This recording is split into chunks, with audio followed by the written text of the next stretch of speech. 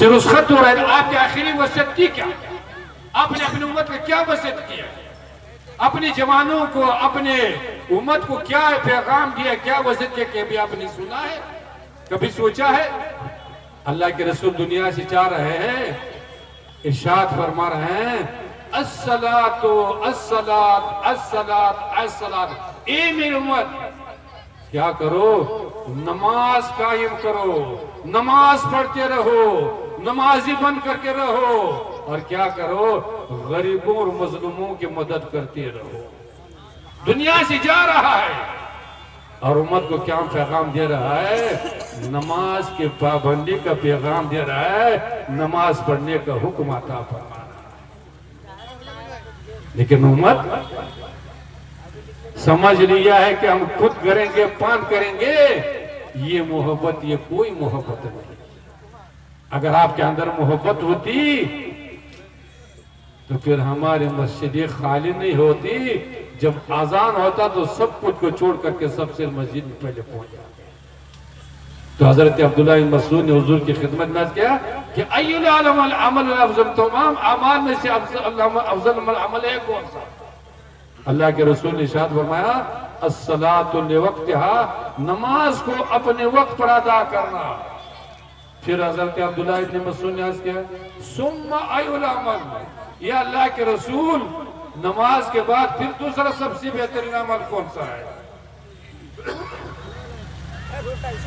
تو حضور نے ارشاد فرمایا بر الوالدین، والدین کے ساتھ نیک سلوک کرنا، والدین کو راضی کرنا، والدین کی خدمت کرنا، یہ نماز کے بعد سب سے بہترین، سب سے افضل ترین ہے.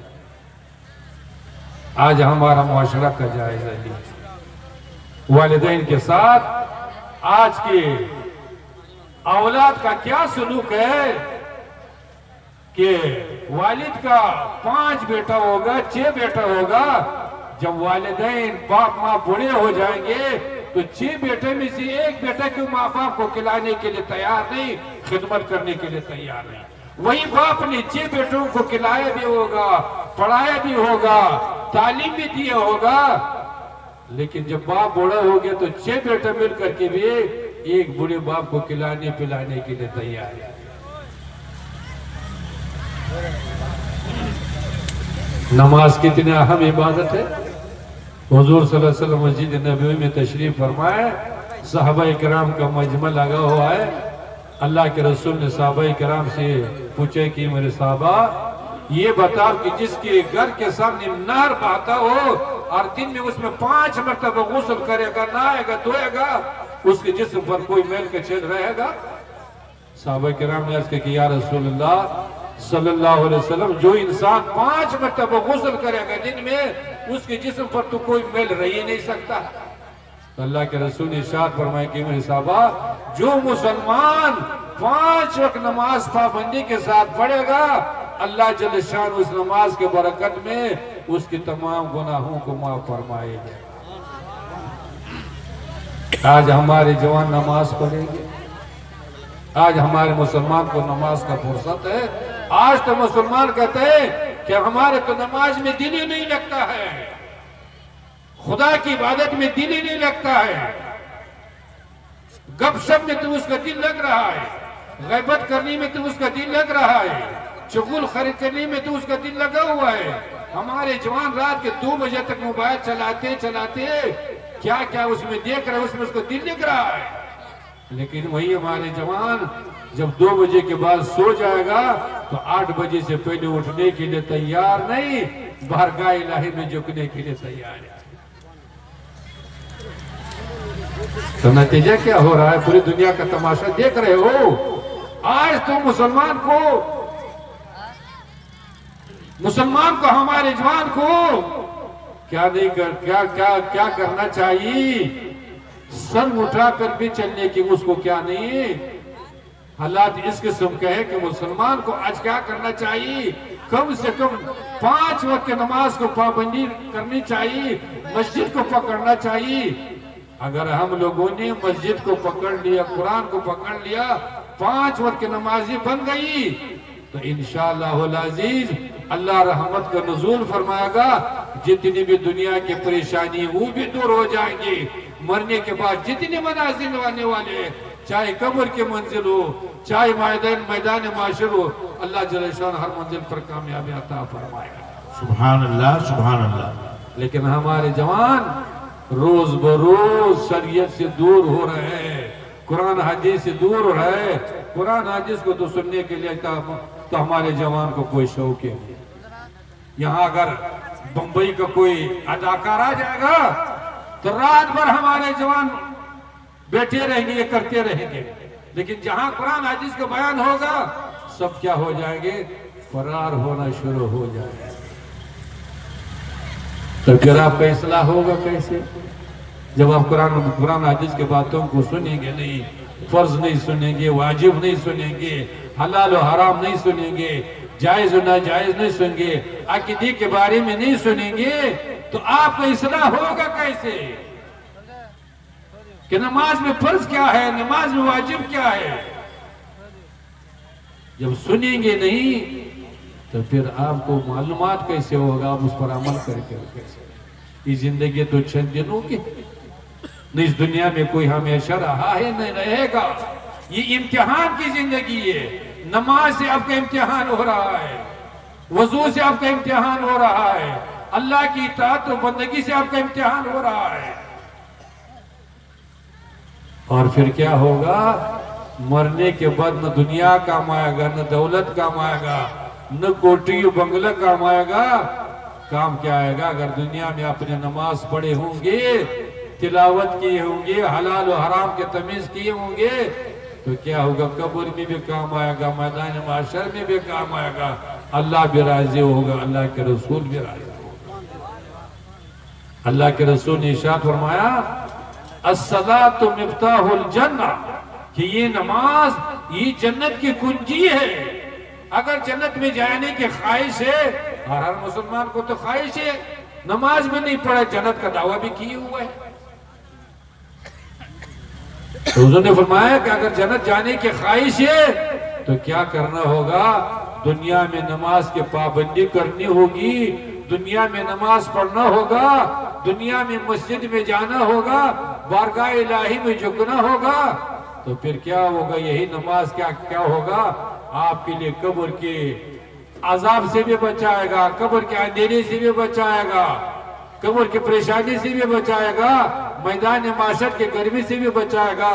اور یہی نماز اللہ کے فضل و کرم سے جنت کے دروازے کے کنجی بند کر کے آپ کو جنت میں لے کر کے چلا جائے. اس لیے مسلمانوں کچھ احساس کرو, کچھ سمجھنے کی کوشش کرو, کچھ حالات کو بدلو, کچھ پوزیشن کو بدل دو, کچھ قرآن و حدیث سے قریب ہو جاؤ. لیکن ہم لوگوں نے جو پوزیشن سنبھالا ہوا ہے, جھوٹ کا, غیبت کا, مسجد سے دوری کا, قرآن سے دوری کا, حضور کی سیرت کی دوری کا جو پوزیشن سنبھالا ہوا ہے, اس پوزیشن کو مسلمان چھوڑنے کے لیے تیار نہیں, مسجد سے قریب ہونے کے لیے تیار نہیں, اللہ اور اللہ کے رسول کے حکم پر چلنے کے لیے مسلمان تیار ہے. اس لیے مسلمانوں ان جلسوں سے فائدہ اٹھاؤ, قرآن حدیث کے باتوں کو سن لو. اور نہیں سنیں گے تو مفتی صاحب کو کیا فرق پڑے گا, ہم لوگ کوئی فرق پڑے گا. جو علماء کی ذمہ داری وہ تو اپنے نبھائیں گے, بتائیں گے. اگر سن لیں گے تو آپ کا فائدہ ہوگا, آپ کا آخرت سدھرے گا. نہیں سنیں گے تو خطیب صاحب کا, مفتی صاحب کا کوئی نقصان نہیں. حدیث پاک میں آتا ہے کہ جو مسلمان قرآن حدیث کے باتوں کو سنتا ہے اور اس پر عمل نہیں کرتا, ادھر سے سن لیا ادھر سے نکال لیا, کل بروز معاشر میں روڈ کو, لوہ کو گرم کر کے یہاں سے گھسا دیا جائے گا, یہاں سے نکال دیا جائے گا. اس لیے مسلمانوں ذرا احساس کرو, ذرا سمجھنے کی کوشش کرو. صحابہ کرام رضوان اللہ تعالی علیہم اجمعین نے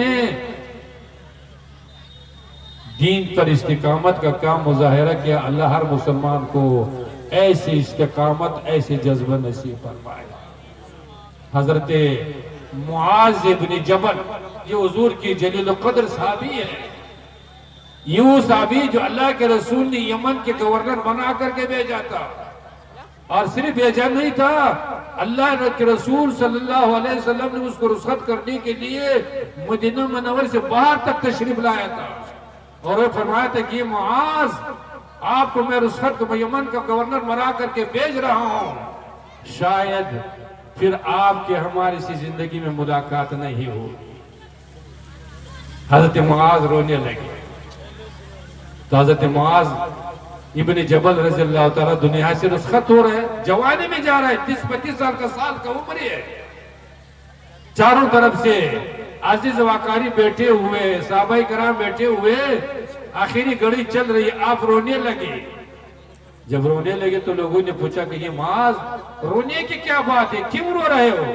آپ تو حضور کی صحابی ہے، نماز کی کمی نہیں، جہاد کی کمی نہیں، تلاوت کی کمی نہیں، کیوں رو رہے ہو؟ موت سے ڈر رہے ہو، قبر سے ڈر رہے ہو؟ تو حضرت معاذ بن جبل رضی اللہ تعالیٰ عنہ ارشاد فرمائے کہ نہیں، نہ تو میں موت سے ڈر رہا ہوں، نہ قبر سے ڈر رہا ہوں، میری ایک خواہش تھی، ایک تمنا تھی، پوری نہیں ہو سکی، اس لیے میں کیا کر رہا ہوں، دنیا سے جا رہا ہوں اور میں رو رہا ہوں۔ تو لوگوں نے پوچھا کہ کون سی خواہش رہ گئی، کون سی تمنا رہ گئی؟ تو آپ نے ارشاد فرمایا کہ میری خواہش تھی، تمنا تھی کہ کاش رمضان مبارک کا مقدس مہینہ ہوتا، گرمی کا موسم ہوتا، کفار سے مقابلہ ہوتا، اور میں لڑتے لڑتے اللہ کے رضا کے لیے، اللہ کے راستے میں لڑتے لڑتے اپنے ہاتھ کو بھی کٹا دیا ہوتا، اپنے پاؤں کو بھی کٹا دیا ہوتا، اور اللہ کے راستے میں اپنے گردن کو بھی کٹا دیا ہوتا۔ اور کل بروز معاشر جب اللہ پوچھتے کہ معاذ دنیا سے کیا لے کر کے آئے ہو، دنیا سے کیا لے کر کے آئے ہو، تو میں بارگاہ الہی میں عرض کرتا کہ یا اللہ میں تیرے راستے میں، تیرے دین کے لیے، تیری رضا کے لیے اپنے پاؤں کو بھی کٹا کے لایا ہوں، اپنے ہاتھ کو بھی کٹا کے لایا ہوں، اور اپنے گردن کو بھی کٹا کے لایا ہوں۔ آج تو مسلمان کا پوزیشن کیا ہے؟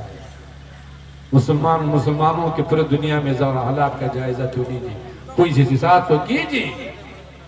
یہ کودنے کا مقام نہیں، رونے کا مقام ہے، سر جھکنے کا، چلنے کا مقام نہیں، سر لٹکا کے چلنے کا مقام ہے۔ دنیا میں کیا سب ہو رہا ہے، کچھ احساس ہے؟ اللہ جل شان ارشاد فرماتا ہے فَلْيَضْحَكُوا قَلِيلًا وَيَبْكُوا كَثِيرًا۔ ایمان والو اپنے حالات کو دیکھ کر کے، قیامت کی سختی کو دیکھ کر کے، قبر کی پریشانی کو دیکھ کر کے ہنسو نہیں، رو، رونا اختیار کرو، اللہ کے خوف سے رو، قبر کے اندھیرے کو یاد کر کے رو۔ لیکن ہم لوگ تو ماشاءاللہ ہمارے جوان، نہ قبر کا کوئی فکر ہے، نہ میدان معاشر کا کوئی فکر ہے، نہ موت ہمارے جوانوں کا، ہم مسلمان کو کوئی فکر ہے۔ یہ تو تب پتہ چلے گا جب قبر میں گھس جائیں گے، تب آپ کا کیا ہو ہم کو کیا کرنا چاہیے اور کیا کر کے ہم چلے آئے ہیں، یہ تو تب پتہ چلے گا۔ یہ دنیا تو دار العمل ہے، جیسے عمل کرنا ہو، اچھا عمل کرو تب بھی آپ کو اجازت ہے، کر سکتے ہو، برا عمل کرو تب بھی آپ کر سکتے ہو، لیکن پتہ کب چلے گا جب آپ کی جسم سے روح الگ ہو رہا ہو، تب سب کچھ نظر آ جائے گا، تب سب کچھ سمجھ میں آ جائے گا، تب آپ کو احساس ہوگا کہ کاش ہماری زندگی کہاں پر گزرتی، مسجد میں گزرتی، کاش ہماری زندگی قرآن کی تلاوت میں گزرتی، کاش ہماری زندگی درود پڑھنے میں گزرتی، کاش ہماری زندگی قرآن و حدیث کے باتوں کو سننے اور سنانے میں گزرتی، تب پتہ چلے گا۔ اس لیے مسلمانوں ان جلسوں سے فائدہ اٹھاؤ، یہ درسگاہ ہے، اس سیکھنے سکھانے کا موقع ہے، ایک درسگاہ ہے، لیکن نہیں، آپ لوگ قرآن حدیث ابھی ہمارے مفتی صاحب نے غسل کے فرائض کے بارے میں بتایا، 80% ایسے لوگوں کے مسائل جانتے ہی نہیں. جب فرض ادا نہیں کریں گے آپ کا غسل ہی نہیں ہوگا. جب غسل ہی نہیں ہوگا تو آپ نماز جو پڑھیں گے آپ کا نماز ہوگا نہیں. وضو بنائے گا آپ کا وضو ہوگا نہیں. آپ پاک صاحب ہوں گے نہیں. لیکن مسئلے مسائل کے لیے یاد رکھیں نجات جو ملے گا ان مسائل سے ملے گا. مسائل سیکھیں گے اس پر عمل کریں گے آپ دنیا میں بھی کامیاب رہیں گے دنیا آخرت میں بھی کامیاب رہیں گے. سبحان اللہ سبحان اللہ. کرامتوں سے نہیں ملے گا. بزرگوں کے حالات سے نہیں ملے گا. بزرگوں کے حالات سننا چاہیے. انسان کے اندر ایک شوق و جذبہ محبت پیدا ہوگا. لیکن دنیا و آخرت کی کامیابی ملے گی کس سے؟ ان مسائل کو سیکھ کر کے اس پر عمل کر کے دنیا و آخرت کی کامیابی ملے گی.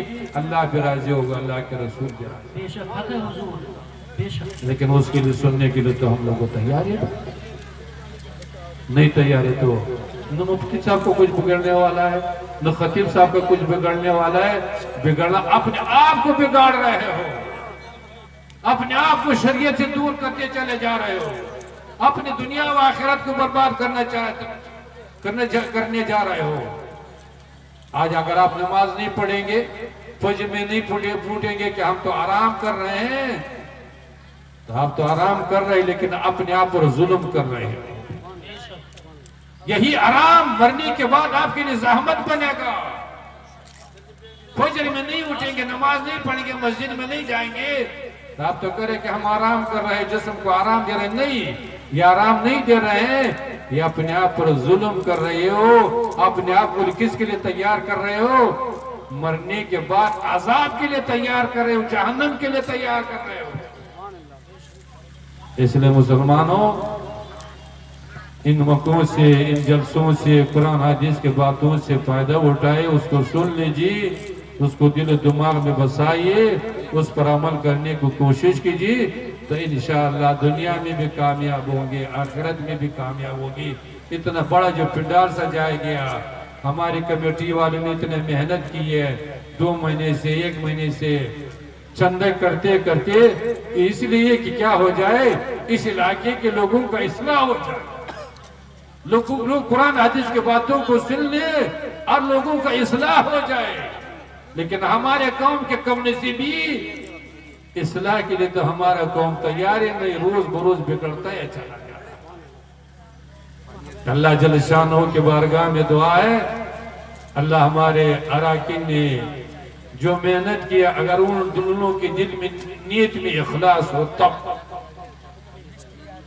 اور آپ حضرات نے تعاون کیا ہے, اللہ ان لوگوں کے محنتوں کو بھی قبول فرمائے. آمین. اور آپ نے جو 10-20 روپے سے جو تعاون کیا ہے, اللہ اس کو بھی قبول فرمائے. آمین. اللہ جل شانہ آپ کو بھی اور ہم کو بھی اور ہر مسلمان کو اپنے اپنے اصلاح کی توفیق عطا فرمائے. آمین. اللہ آپ کو بھی اور ہم کو بھی چند دنوں کی زندگی قرآن حدیث کے مطابق گزارنے کی توفیق نصیب فرمائے.